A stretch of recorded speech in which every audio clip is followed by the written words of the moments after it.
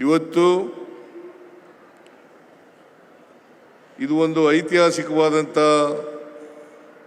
ಸಮಾರಂಭ ಅಂತ ಹೇಳಿದ್ರೆ ಅದು ಅತಿಶಯೋಕ್ತಿ ಆಗಲಾರದು ಅಂತ ಅಂದ್ಕೊಂಡಿದ್ದೀನಿ ನಾನು.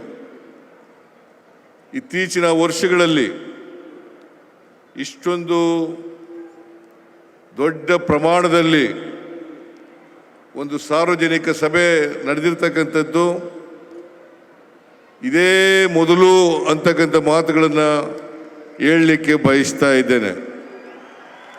ಹಾಗಾಗಿ ಇವತ್ತು ಹುಬ್ಬಳ್ಳಿ ನಗರದಲ್ಲಿ ಒಂದು ಇತಿಹಾಸವನ್ನು ನೀವೆಲ್ಲರೂ ಕೂಡ ನಿರ್ಮಾಣ ಮಾಡಿದ್ದೀರಿ ಅಂತಕ್ಕಂಥ ಮಾತುಗಳನ್ನು ಹೇಳಲಿಕ್ಕೆ ಬಯಸ್ತಾ ಇದ್ದೇನೆ.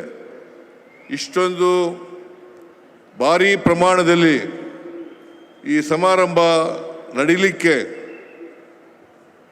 ಜಮೀರ್ ಅಹಮದ್ ಖಾನ್ ಅವರು,